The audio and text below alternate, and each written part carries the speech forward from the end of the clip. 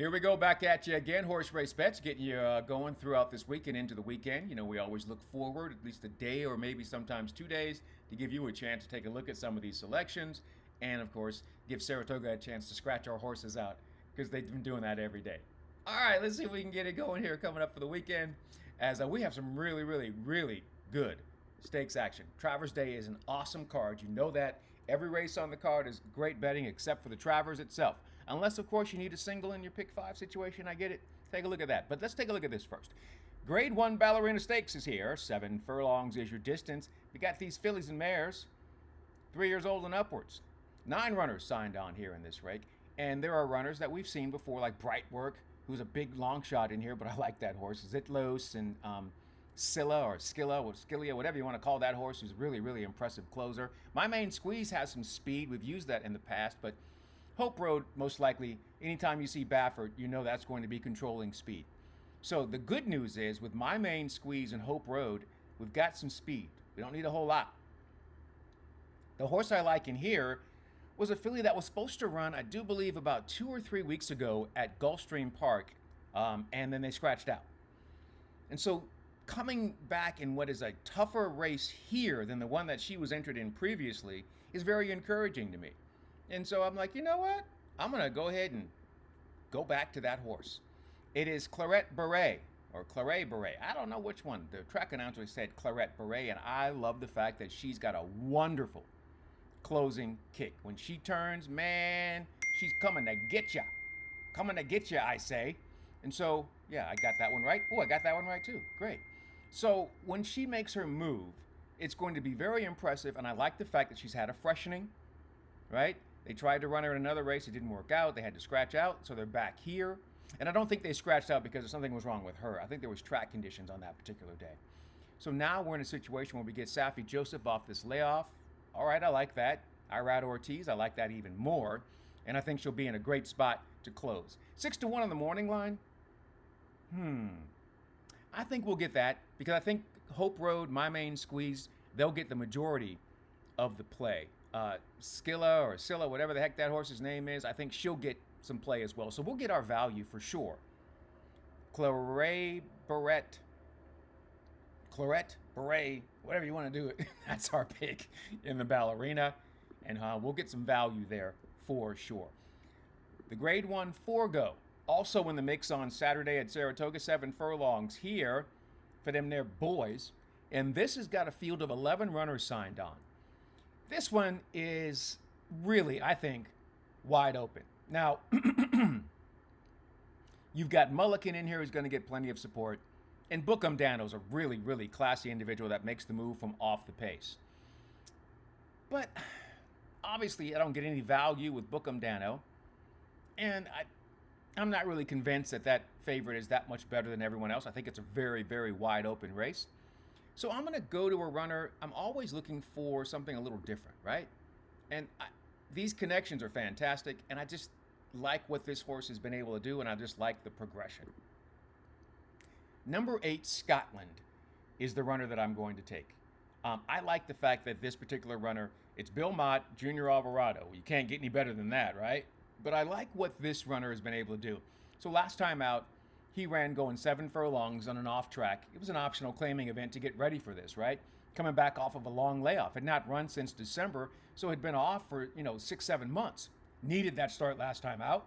And I thought it was a great run from off the pace, going 7 furlongs on a muddy track. I don't think we'll get a muddy track this weekend, but if we do, I think it's not going to be a problem, but a fast track is going to be even better for Scotland. Sitting just off the pace now, second off the layoff. I think they get something to run at. They're not a deep closer.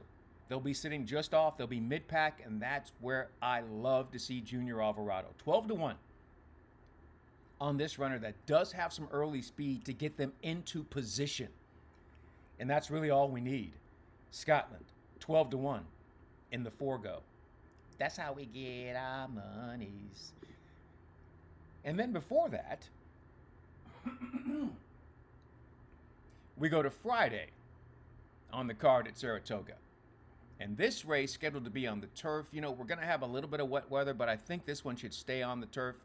As long as 3 people don't spit on the grass, we should be okay. Don't spit on the turf at Saratoga.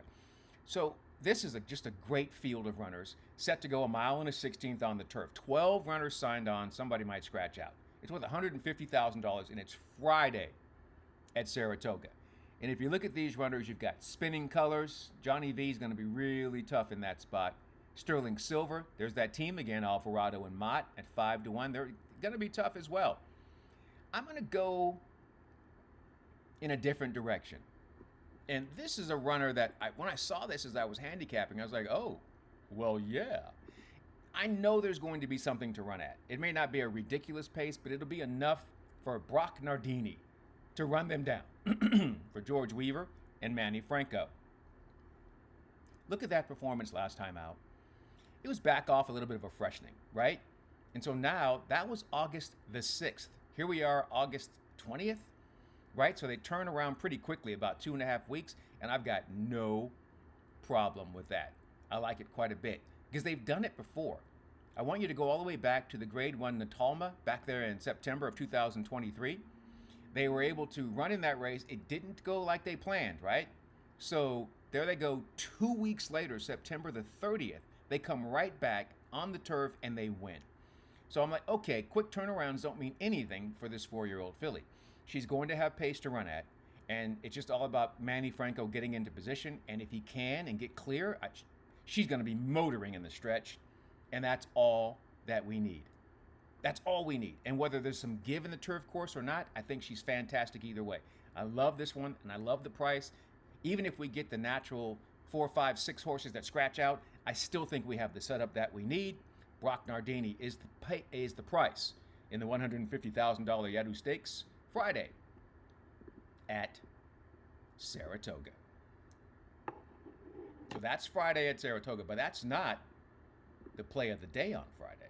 Oh no. Play of the day on Friday is going to come from Del Mar because I don't have to worry about them taking races off the turf or any kind of a weather situation. I mean, I got to worry about the CAW stealing all my money, but that's going to happen everywhere. So let's take a look at what's going to happen. The play of the day is on Friday. It's Del Mar, race number 7, a mile and a 16th on the turf. It's just a $40,000 claiming event. But, you know, one thing that this particular race does not have a lot of is early speed. And so we're going to take a horse that we think could, I don't know about control the pace, but be out there in that first flight and be able to get the jump on the closers as they stretch out. Talking about Jeweled Shalala.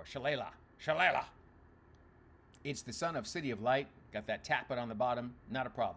Here's what I like so much about this. First off, Ryan Hansen. I know you see it says 1 for 27. I don't care about that. Ryan Hansen does a great job. Really good job. Horses are ready to go and just all about getting the racing room and having some racing luck. Looking at the way that this horse has performed, especially over the turf course, I like the fact that he's got the early speed. And if he doesn't get the lead, he's right there. Now, in this situation, stretching out from those last 2 performances, going a mile, and now going a mile and a 16th, I really believe that this horse controls the pace all the way around. And because of the jockey that I don't really know, Adrian Escobedo, whatever, I don't know this rider, I'm like, shouldn't be a problem with you controlling the pace. That's one of the easiest things for riders to do. Get out there on the front end, get your horse to relax, and get a jump on the closers as they try to run you down. The 7. At 8-1, Ryan Hansen in race number 7 at Del Mar on Friday. That's our value play. That's how we get the money. We got to get out of the gate, get on the front end, and get away from the field. I call it get out, get over, get gone, or get ghost, as we used to say. Ghost means you can't see me anymore. Get out, that means get out of the gate and get order. Get over, that means get your butt over to the rail and save ground. And then get away, get clear, get gone, get ghost. When they come to get you, shot, get away from them. That's what speed is supposed to do. Hopefully that's what happens for us in race number 7 at Del Mar on Friday for the play of the day.